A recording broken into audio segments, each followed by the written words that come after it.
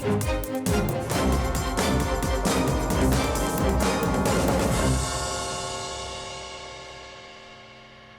again, everyone. Welcome to another episode of RV Business Capital Talk, sponsored by the Dicor Corporation. I'm Rick Kessler, Executive Editor at RV Business. With me, as always, is our publisher, Sherm Goldenberg. And joining the two of us today is fellow journalist Mike Wendland. Mike, as everyone knows, is with RV Lifestyle. He and his wife, Jennifer, have been the content creators of that podcast, YouTube channel, weekly newsletter, social media channels. Mike, it goes back 10 years now. Oh, I'm sorry, Sherm. Well, and one of the industries and the RV consumers' chief voices at this point in history. Wow. Okay. Thank you, sir. No, that's very true. I mean, you are in touch with RVers on a regular basis and have been for a decade now. Let's get into it. What are the consumers? What are RVers telling you nowadays? Wow. Well, these days they're talking about a couple things. Number one, prices. Number two, overcrowded campgrounds. And number three, quality. Those are the three things I probably hear most about. You know, the first two, how are we going to do anything about prices? That's beyond the industry's really ability to do much. Overcrowded campgrounds, well, that's the downside of the boom that we've all been seeing in the RV industry for the last few years. Quality is a big issue, and I hear that multiple times every day about many of the manufacturers, almost all manufacturers. So those are the three things I am hearing the most.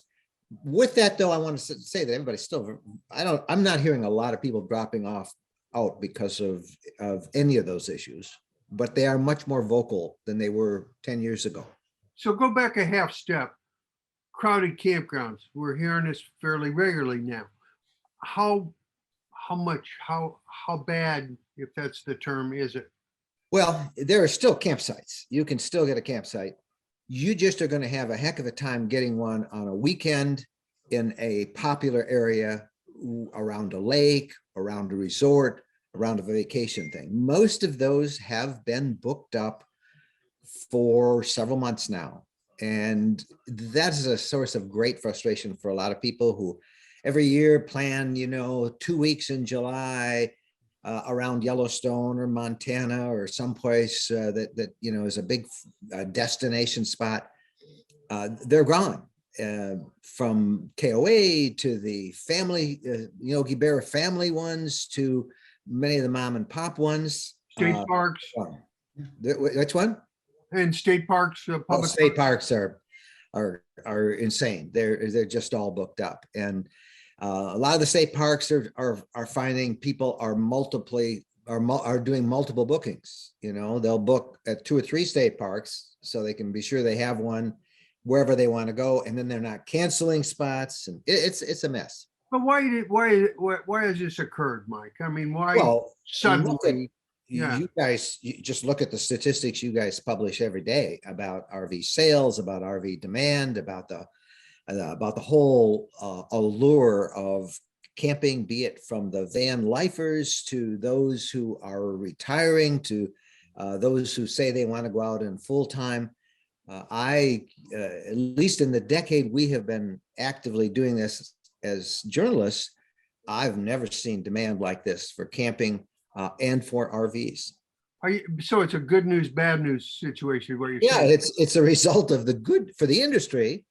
It's been good news, although it's at that point now where people are getting so frustrated that many of them, there's a big movement out there, we're doing it, of RVers who are buying their own land so they can be sure of having a place where they can go and camp as long as they want, whenever they want.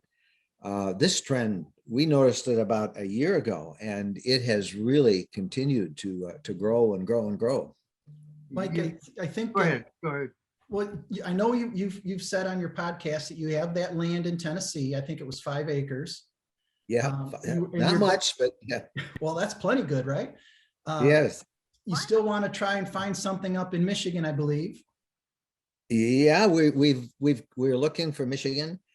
I'm editing a story about another development that we just learned about down in Florida for this week.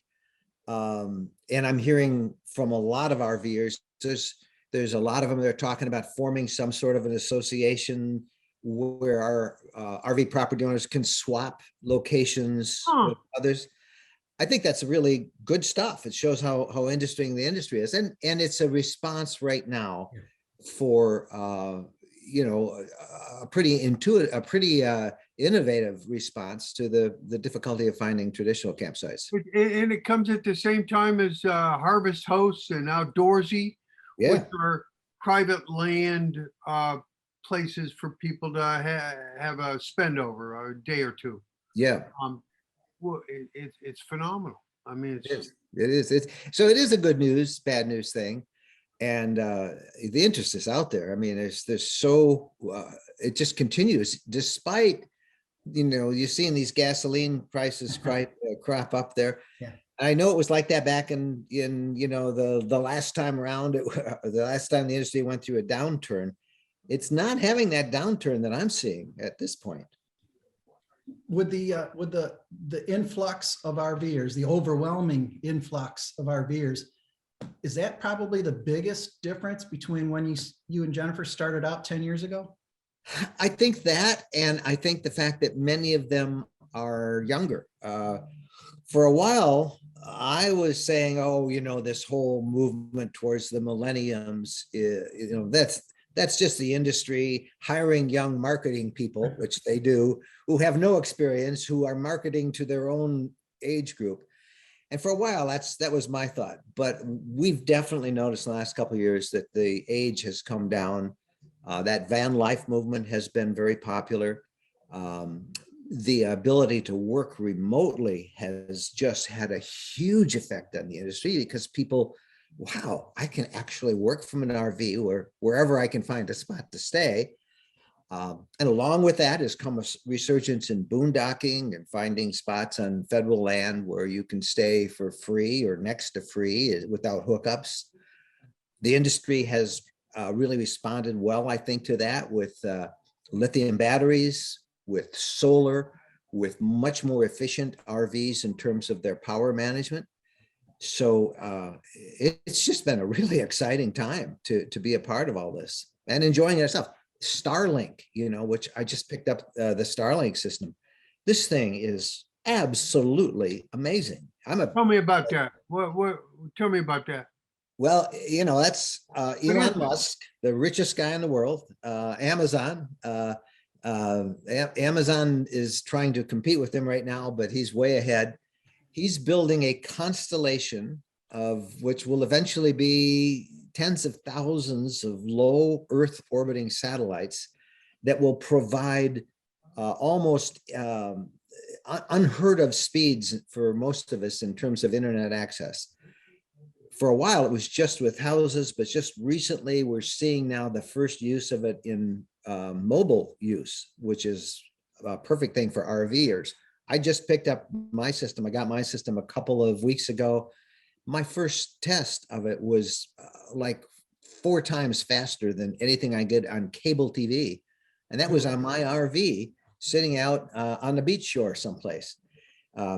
As this takes off, there's about 250,000 users now, not RVers, a few RVers, maybe 10,000 RVers, but that's going to grow. And as they launch these satellites and high-speed internet becomes so fast, and Amazon jumps in with their system, this is going to revolutionize remote working, and it's going to be a big part of many RVers' plans and their ability then to go out and work on the road online.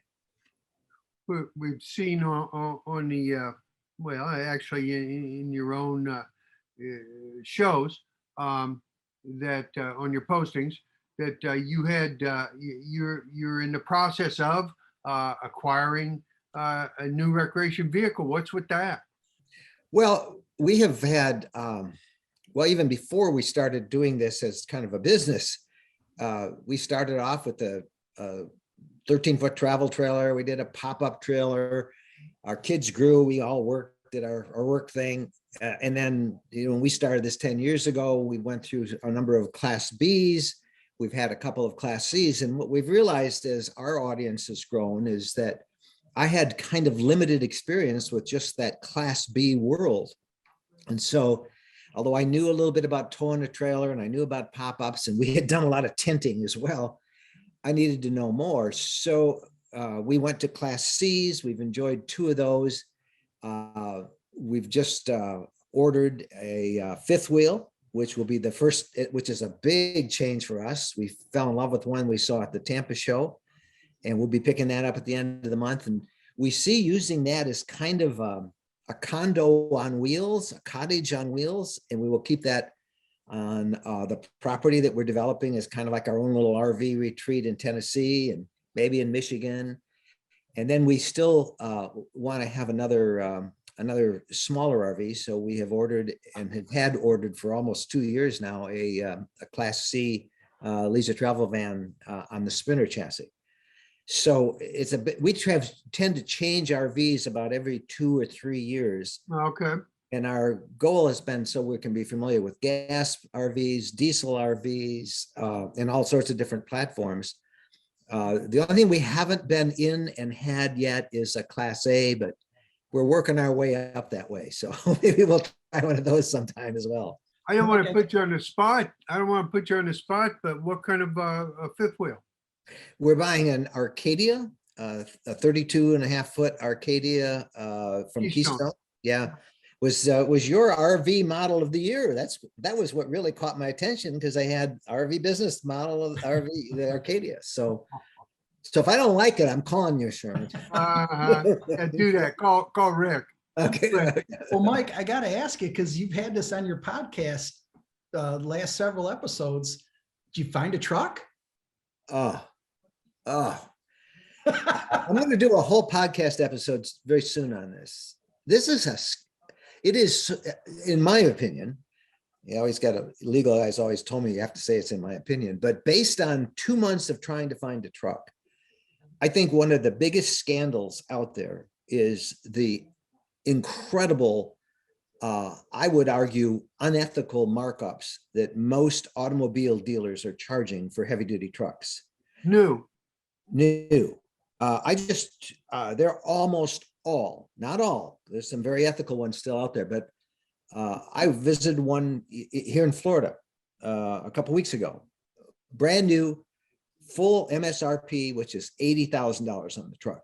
That's how expensive trucks are, because, and I understand that the shipping, the issue with the chips, but this dealer has put on a $22,000 above MSRP fee. And he's not alone. There are dealers, as I checked all around the country, most charge $5,000 to the next highest was $15,000 over MSRP. I think that's scandalous. I know Ford, I know GM have both written letters to their dealers saying, you guys got to stop that. You're doing damage to our brand. And they are. I know I would never have my car serviced at anybody that charges that much, takes advantage of a situation like this. It's tough. And all that said, I know they have employees that they've got to take care of, but you don't charge over MSRP like that. You just don't gouge people. And I think people are going to remember that. You're talking about a what kind of a truck? Everything. They're doing this for heavy duty Ford trucks, the F-250s, 350s.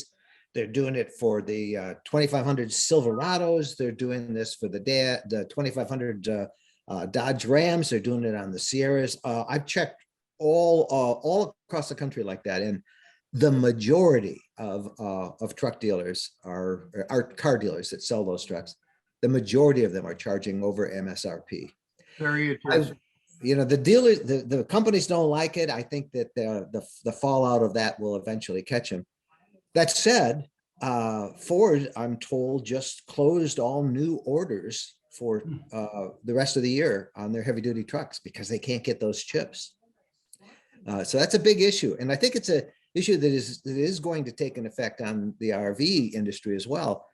I posted this on one of my most recent podcasts, and people were saying, yeah, it took us 8 months to get a truck. It took us 6 months to get what we wanted on a truck. People are getting upset about all that. And I don't know I think the automobile industry is going to face a real crisis. Car problems are an issue, but boy, on the trucks, heavy duty trucks, towable trucks, it's tough.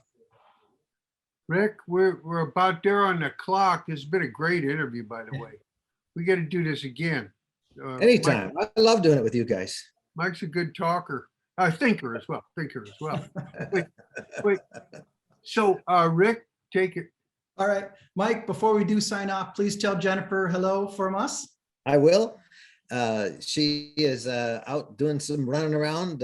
We get ready to, we've been out on spring break with our kids and our grandkids. We're about ready to load up the RV and start traveling in another couple of days. So I will tell her you said hi. I think with that, we will see you on the road then. You will. Thanks again, Mike, for joining us. Thank you, guys. Take care, man. Okay.